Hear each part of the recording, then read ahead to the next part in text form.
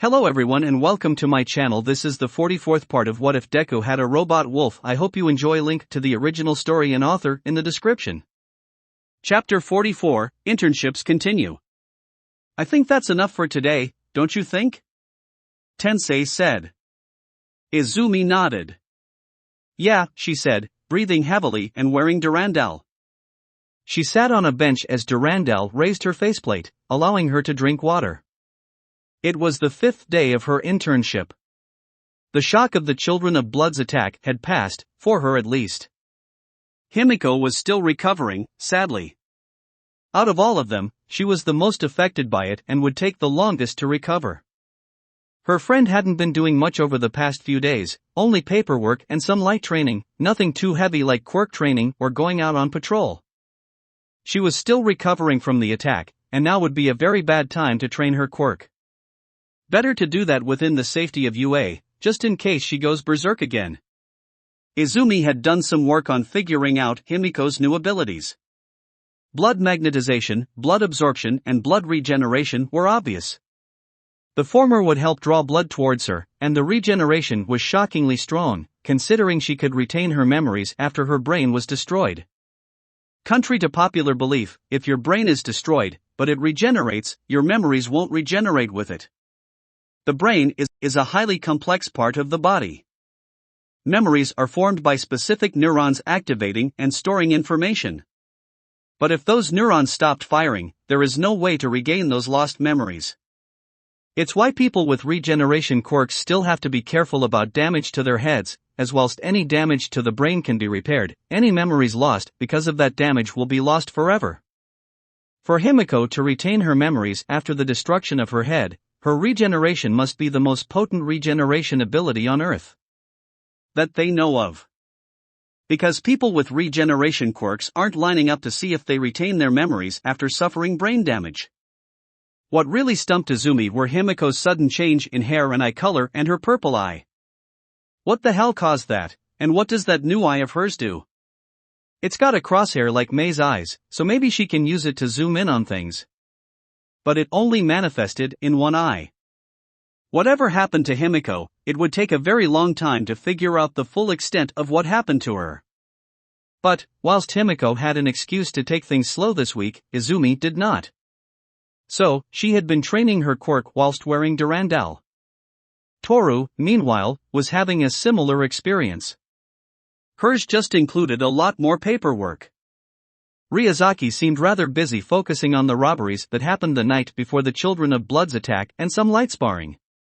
She had only seen the woman in her hero costume once, and that fucking mask of hers, Jesus. That thing was creepy. Did she get that from an actual skull or something? Sadly, today would be their last day here. Ryuzaki was working on a much larger case and had to move around, so they would be leaving later today. It was sad but expected. Underground heroes constantly moved around, after all, and rarely stayed in the same place for long. In other news, she had informed Tensei about the new way she can use the energy she's stockpiling, giving her a new sense she calls danger sense. A neat little way to lie about her manifesting a new ability like this. Thank God she named her quirk power stockpile. It made explaining how she was able to manifest new abilities like this more believable and made renaming it to energy stockpile so much easier as well. With Tensei informed about her new sense, he could better fit it into their training. This didn't change much. They were already doing speed training by having Izumi run around using gearshift whilst wearing Durandal. So they added a new section where she had to dodge tennis balls fired by a robot. A neat thing they learned from said training. The thrusters on Durandal's legs that they had no idea what they were for? Well, Tensei showed her a game called Vanquish, where the main character had a suit of armor that allowed him to slide around the floor. And guess what?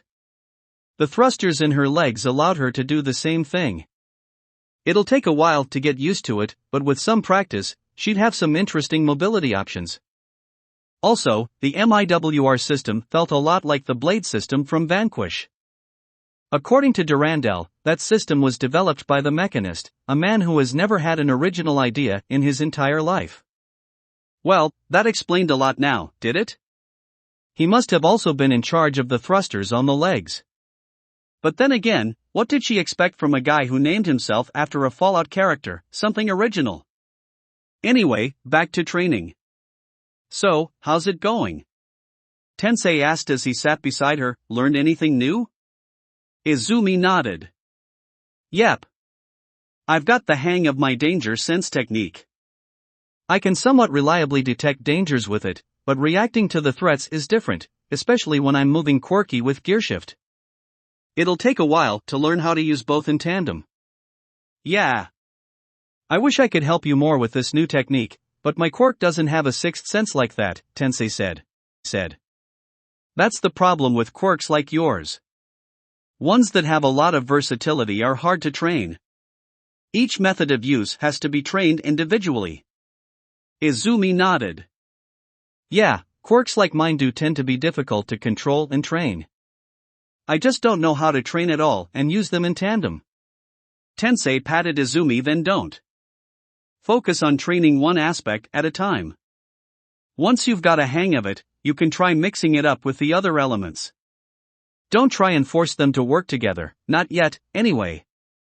That'll only end in disaster. Izumi nodded. She knew she had to get stronger. All for One and the League of Villains are still out there. And whilst she hoped that she wouldn't have to deal with them again, she had a gut feeling that they would try and attack them again. And she needed to be prepared for that eventuality. Plus, she needed to be strong enough to protect those she cared about. Anyway, let's have a 5-minute break, then get back to training, Tensei continued. After that, we'll get back to training your gearshift technique with some parkour. You'll be surprised how useful it is when running around a city at speed. Izumi nodded. If she wanted to use gearshift effectively, she would need to learn how to safely traverse somewhere like a city whilst using it, and the training Tensei was giving her was proving beneficial for that.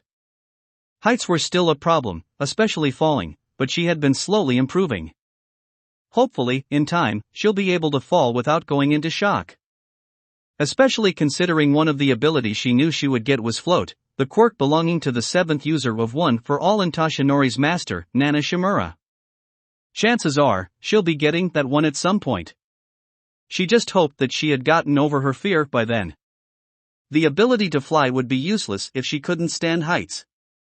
Once the rest was over, they went back to training. She wondered how some of her classmates were doing in their internships. Probably a bit better, seeing as they didn't have to deal with a bunch of villains trying to kill them again. Kyoka sighed as she leaned back. Her internship with Bunny had been going well. The woman was no longer panicking around her, so that was good, and she had managed to learn a few things. Sadly, she couldn't find out how a villain had become a hero because Horigurama told her she couldn't ask about it without singing an incomprehensible NDA first. Yeah, she wasn't going to bother. Better to stick to the theory that Nizu was recruiting an army of reformed villains and hiring them as teachers. Of course, thanks to her enhanced hearing, she learned a few things about the women, something she really wished she didn't. She did not need to know that her mentor was friends with benefits with Midnight, Imtilady, and Yue's librarian. Which reminded her she still had to return that book on pre-quirk music. Hopefully, she can return it in time. She doesn't want the librarian, whose name sadly eluded her, to hit her over the head with that club of hers for returning a book late. She had learned something else that was very interesting.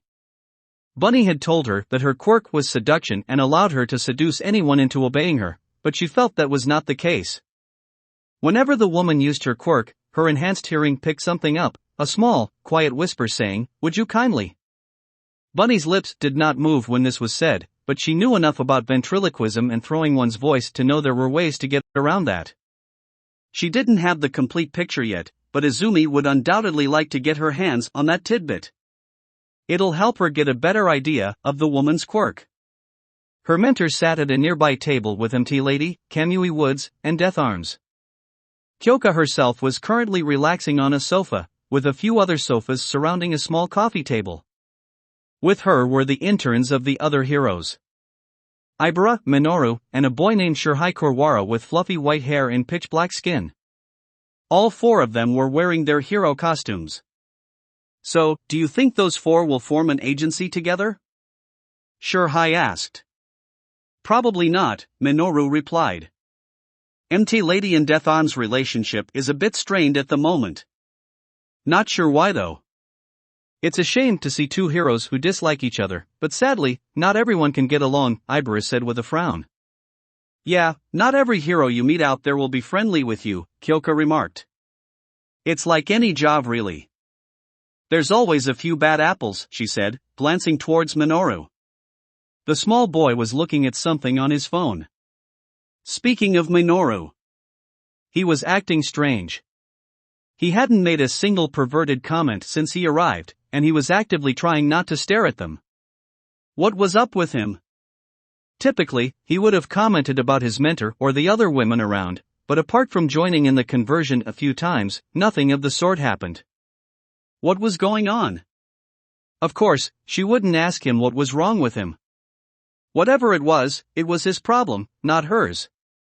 Shirhai nodded. Agreed. But by the looks of it, they're still willing to work together. Still, Bunny's a rather new hero, yet she's acting all buddy-buddy with MT Lady. Why's that? Kyoka sighed. You don't want to know just how buddy-buddy those two are, she thought before saying, Bunny and MT Lady are both on UA's Hero Improvement Program. It provides new heroes with additional training. From what I heard, MT Lady applied to the program after an incident last year, Bunny, about a month ago. Guess they're in the same class, she said, knowing the real reason the two were friends.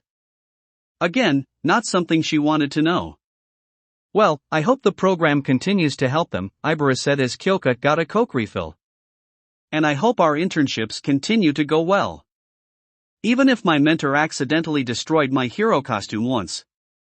At least you weren't sat on by your mentor's large, curvy butt, Minoru said before he had that look he always had on his face when he was having lustful thoughts. That was a dash, he said before suddenly slapping himself in the face and taking a big gulp of water. That was odd. Why did he stop himself? None of those words are in the Bible, Ibera said with a frown. Seek Jesus, she said before she looked around and checked to see if there were anyone else around before she leaned close to Minoru and whispered, and send me the source. Minoru, who was still drinking, promptly spat it all out over Shirhai. Well, he would have had the jet black boy not merge into a shadow of a nearby lamp.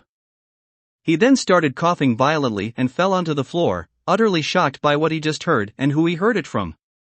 Oh shit, she fucking killed him, Shirhai remarked from the safety of the lamp's shadow. Kyoka gagged. Curse her bloody good hearing and ability to hear through walls. She did not need to hear that. Although Minoru's reaction was surprising, it was somewhat expected. After all, even a perv like him would be shocked by someone like Ibera suddenly saying something like that. Well, add that to the ever-growing list of things she did not need to know or hear. Katsuki sighed as his head hit the table. He hated this internship. This guy, this rocket-obsessed moron, was oh so fucking bad. He kept rocketing off, mostly into stuff, and when he didn't smash into something, he flew so far away that they couldn't catch up to the guy. They couldn't even patrol with the guy as they kept losing sight of him. Yesterday they spent hours trying to catch up to him, only for him to get pissed off at them for not being able to keep up with him. And neither of them was allowed to use their quirks to catch up to him. Fucking arsehole. He and Nito, who he was sure still did not like him, which was to be expected, were busy drowning their sorrows with milkshakes in a local place that sold delicious milkshakes. Neat. 3 days, Nito said with a sigh, just 3 more days, and then we're free of this idiot. Katsuki grunted in response as they waited for their orders to arrive. They hated the hero they were interning with. Fucking moron. He was not going to be getting good reviews from them. How the hell did that guy become a hero? Katsuki asked, really, I want to know how he became a hero. He keeps crashing into things, leaving us behind, cares more about his rank than saving people, and is shit at fighting. I'm just surprised he hasn't killed himself already. Agreed, Nito said. I'm just surprised Stain or one of his followers never attacked him. Hey there, shrimps. An enthusiastic female voice said. The two looked up to see the number 2 hero herself, Mo Kamiji, aka Burnin, walk up to them. Shota followed on behind, wearing her hero costume, an ice blue armored bodysuit. You two don't look like you're enjoying yourselves? Mo continued as she sat down opposite them. Our internship sucks.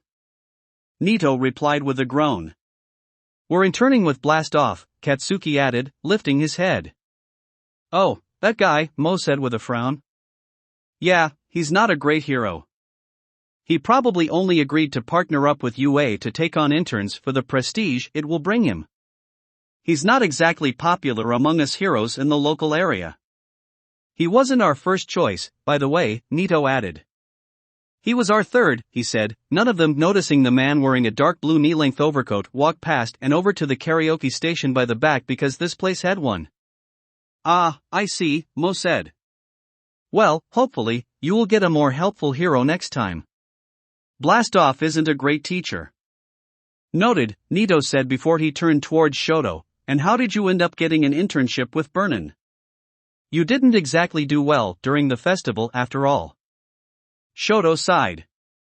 This was always going to happen.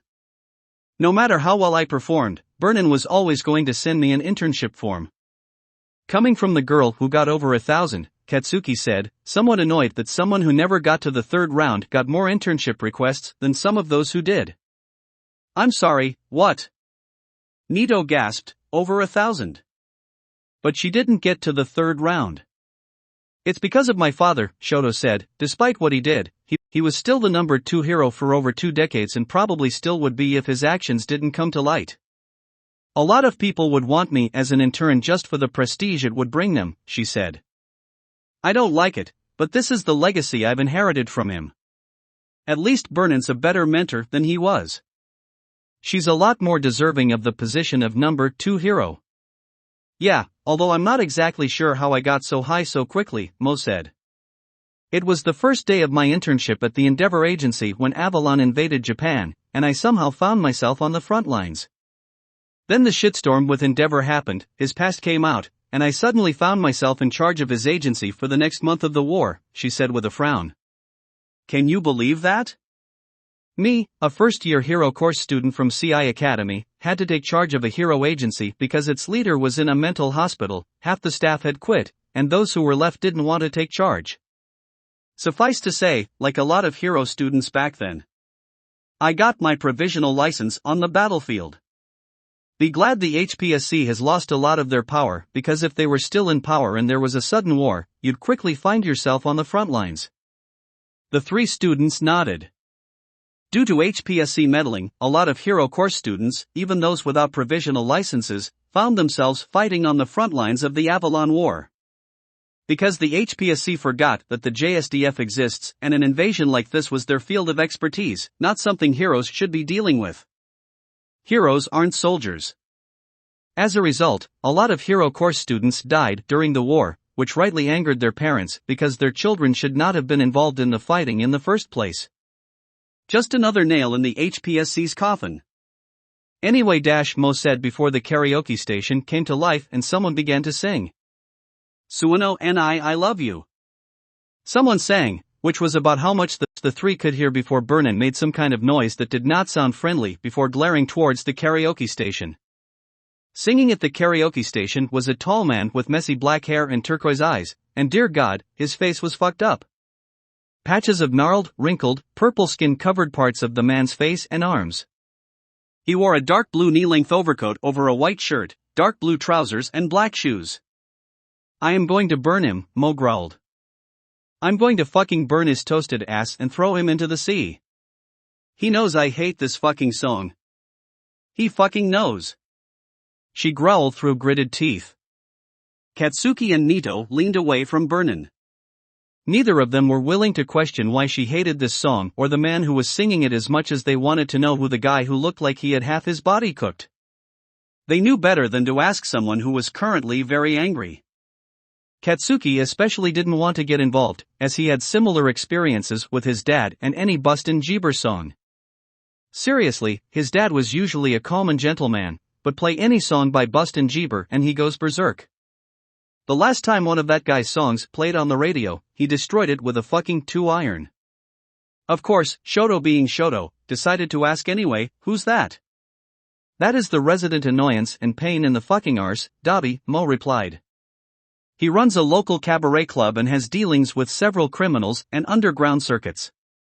But we have no hard evidence of the latter, apart from a testimony from one guy with a mind-reading quirk.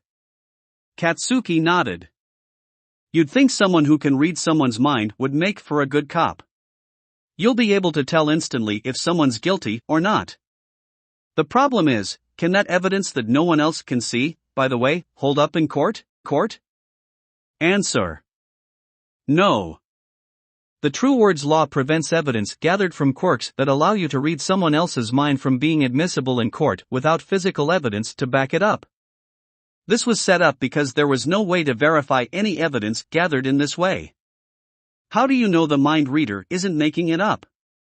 You don't. Yes, he read up a lot on laws after the clusterfuck that was Izumi's suicide attempt so that he had a better idea of how badly he fucked up. And oh boy, it was fucking bad. If shit had hit the fan, he'd probably have been branded a C or D rank villain.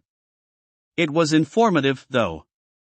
He learned a lot about laws surrounding heroes, such as Grayson's Law, which prevents heroes from using their quirks on criminals, aka people who do not use their quirks to commit crimes, cause destruction, and potentially put innocent lives at stake. Very interesting story behind that one. TLDR, a quirkless man robbed a bank and got severely beaten by several heroes, got a villain ranking, and went to court over the entire thing because, by definition, he could not be a villain due to not having a quirk. Suffice to say, he won the case. Basically, it meant that if he was up against a criminal, he couldn't use his quirk offensively to apprehend them, only defensively. Good thing he knew that now, among several other laws, the teachers at Eldoret elected not to mention. Anyway, they waited for this Dobby guy to finish singing. All the while, Vernon simmered in rage and banged her head against the table a few times. But eventually, the man stopped singing, soaked up the applause from the other patrons, and walked back towards the door. Dobby, Dobby! Mo growled as the man walked past. Why do you keep singing that song around me? You know I hate it. The man, Dobby, just smirked. I just felt like singing it today, he said before he glanced towards Shoto. And you must be the daughter of that flaming sack of shit, Endeavor. Yes, Shoto flatly replied. Well. Here's a piece of advice, Dobby said. Not a lot of people like Endeavor, and I do not mean disgruntled heroes. Your father put away many villains, many of whom had friends who are still free. I recommend you watch your back. You never know who's out there ready and wanting to stab you in the back, he said before he walked off, saying, just keep that in mind. The four watched as Dobby left the bar, feeling somewhat confused. Well, that happened, Nito remarked. Well, that was helpful, Katsuki said, a confused look on his face. Indeed, Shoto said, but not very useful. I already know there are a lot of people who dislike me just because of my father. I'm more than used to the positive and negative side by now. It was a warning, Mo said. In the past, most people were willing to leave Endeavor and his family be. But, now that you've become a hero, a lot of people might think you're trying to follow your father's footsteps. Which I'm not, Shoto muttered. And will try to take a little bit of revenge, Mo continued. They know they can't target the big man himself. He was the number 2 hero for a long time, and even with all the negative press about him and the fact he's capped at 400, he's still one of the most successful heroes in Japan. And after your mother recovered, she made it perfectly clear targeting your family was a no-go. My mother's ice is the only thing he's never been able to melt, Shoto added. Mo shivered. After being released from that mental institute, Rei Todoroki was one woman you did not want to mess with. Yeah. But she's not around now, is she? You're a hero now. You can't rely on your mother's power out here. And your ice is not as strong as hers. Shoto nodded. A sad thing about dual quirks like hers was that the individual powers weren't as strong as their parents'. Her fire was never as hot as her father's, and her ice was never as cold as her mother's. You must be careful out there now, Mo continued. You have a lot more eyes on you now because of the sports festival and a lot of old enemies of your father's who are more than willing to take their hatred of the man out on his daughter. So, we need to watch out for people like that Davi guy, right? Katsuki said. Mo shook her head. No. Despite hating the ever-living shit out of Endeavor, Dabi has never shown an interest in killing him or anyone. We have reason to believe he sent people to the hospital with first and second-degree burns, but there is no proof. Or anything he's done, for that matter, she said with a growl. But yeah, you shouldn't have to worry about him. It's the other people your father pissed off that you should be worried about. Noted, Shoto said as a waitress came by and deposited Katsuki and Nito's drinks. So, half and half probably has a bunch of people trying to kill her now, Katsuki thought before mentally slapping himself. Shoto. Her name is Shoto, you blithering idiot. Fuck. He mentally cursed. He needed to kick that habit of giving people nicknames like this like they were undeserving of their real names. You two ordering anything? Nito asked. Nah, Mo replied with a wave of her hand. We're still on patrol. Shoto just said she saw one of her classmates, and we came in to investigate, she said before the two stood up. Well, we'll see you around. I'll see you back at school, Shoto added before the two left, leaving Katsuki and Nito to their milkshakes. The two shared a glance before remembering that they had to get back to blast off in half an hour, so they started drinking, wishing this was alcohol. Sadly, they were minors and could not have it. So they were stuck with milkshakes. When he got back to UA, he would make one hell of a hot curry. He needed curry after this, extra spicy curry. So, you want to be a limelight hero? Shinigami asked. Yes, Toru replied. I know that I'm invisible, but I want to be a super popular hero and all that. The two were standing on top of a building, looking down at the back alleys below. It was night and the two were in the hero costumes. Toru was still creeped out by Shinigami's hero costume. It was basic, very basic. A black hooded cloak covering a plain back shirt and trousers. Nothing too sinister. But that mask, that half-skull mask that covered her eyes, it creeped her the fuck out. There was just something about it that unnerved her. Well, I think you might need to reconsider and go down the underground route, Shinigami said. What? Toru said. Why? Your quirk will do you more good if you avoid the limelight, Shinigami replied. Being invisible gives you a major advantage over others. Very few villains have the equipment or quirk needed to detect someone like you. However, being a limelight hero will only put you at a disadvantage. Villains will more readily know about your existence and be better prepared to counter you. You don't want an ability like yours to be well known in the public eye. But I don't want to be hidden, Toru said, tears slowly forming around her eyes. It's just dash. I've spent my entire life invisible. Unlike everyone else, I have to work harder to be noticed by others. It's so difficult being invisible. I've never even seen my own face. I have no idea what I look like. She cried.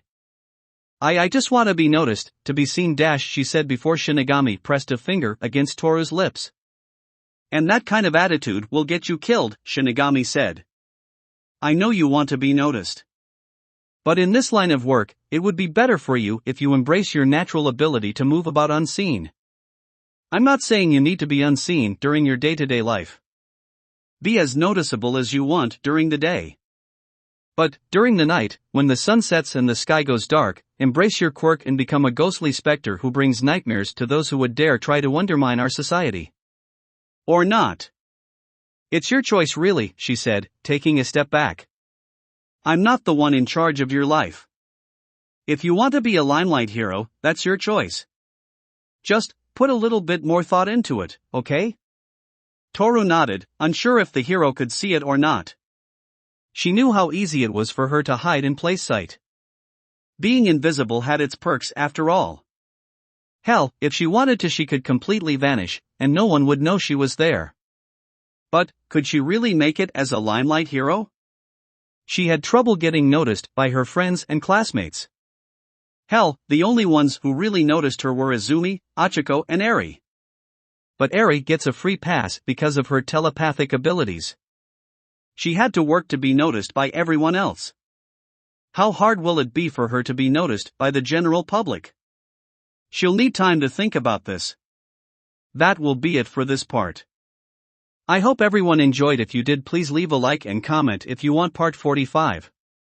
If you want to hear more from me, subscribe. I hope to see you all in the next one.